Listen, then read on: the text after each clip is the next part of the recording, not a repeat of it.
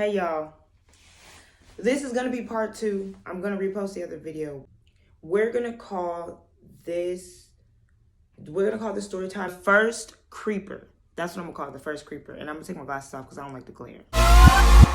Breathe in, breathe out. Tune in, it's going down.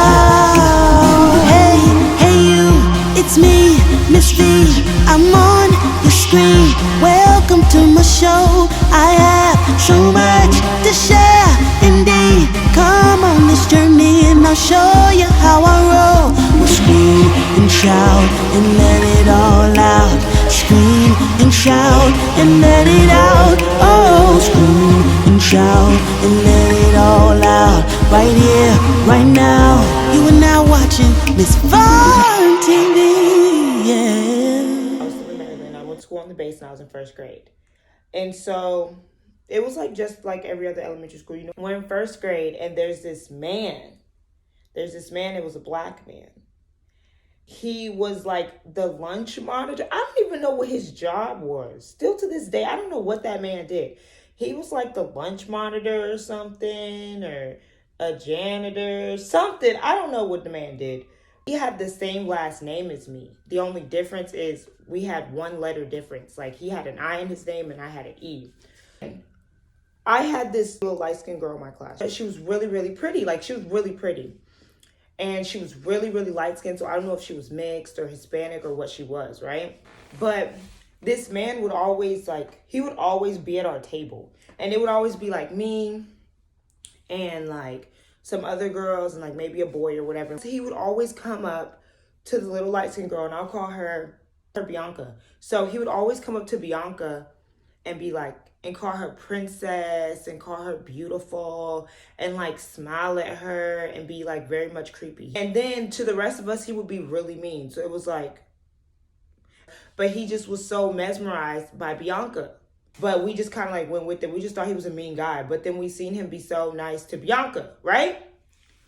One of the girls in my class, because our parents could come and eat with us for lunch, whether it was our birthday or whether they just wanted to bring us something or whatever the case may be.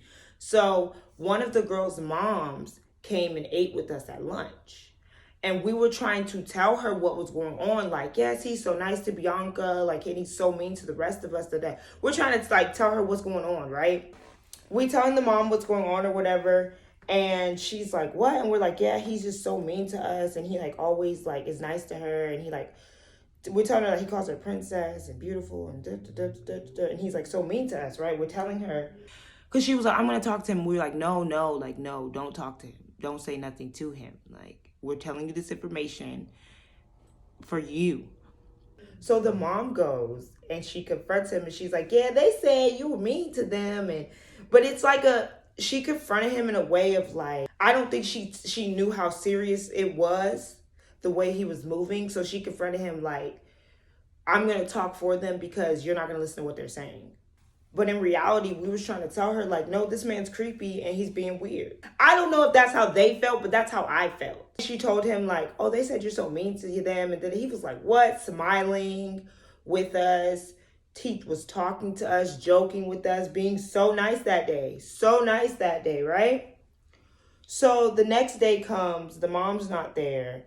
And, you know, we tried to say hi to this man and he just gives us this dirty look. At that moment, I was like, yeah, this man's crazy. This man's crazy.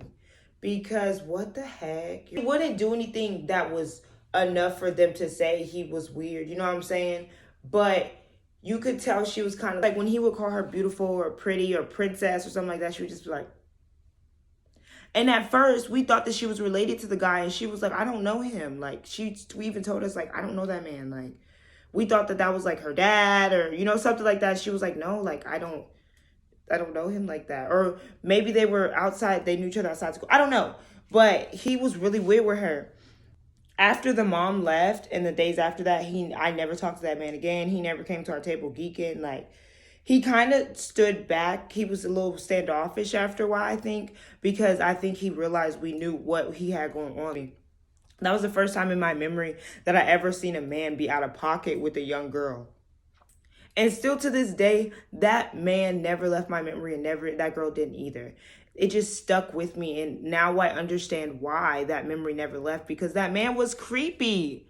That man was so creepy, and it's so sad to think about it now, because we were first graders. We were trying to tell people, but they weren't getting it the way we were saying it, I guess. I don't know how else we were supposed to explain it as first graders, but they weren't understanding what we were trying to tell them.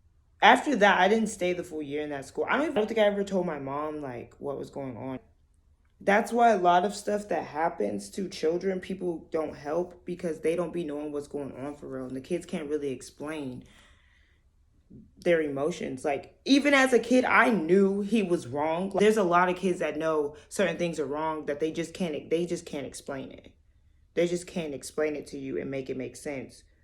Like, we still like had a conversation with him and tried to kumbaya like everything was okay, when in reality we knew everything wasn't okay. That man was definitely a red flag.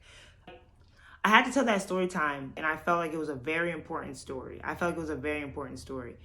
Because people sleep on children. Like, they don't pay attention to children and what children understand. No matter if they can't comprehend it to you in the right words, their brain is processing it in a certain way.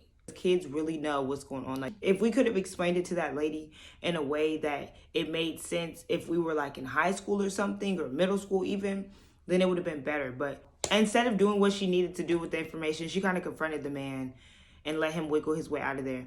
And to be honest, now I think about it now, I felt so hopeless when we told the mom and she did that.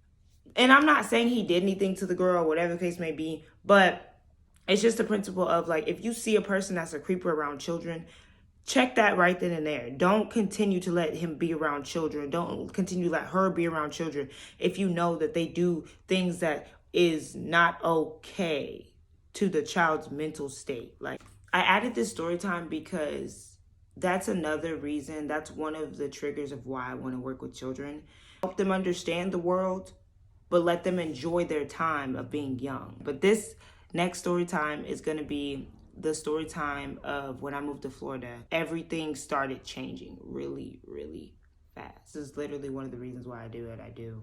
But thank y'all for watching. Love, peace, and chicken grease. I gotta go finish my hair because it's gonna take me a while. But I love y'all. Thank y'all for supporting me. Thank God for everything. Y'all don't forget to pray, meditate. You know, love, peace, and chicken grease. I gotta bye. You are now watching ms.v.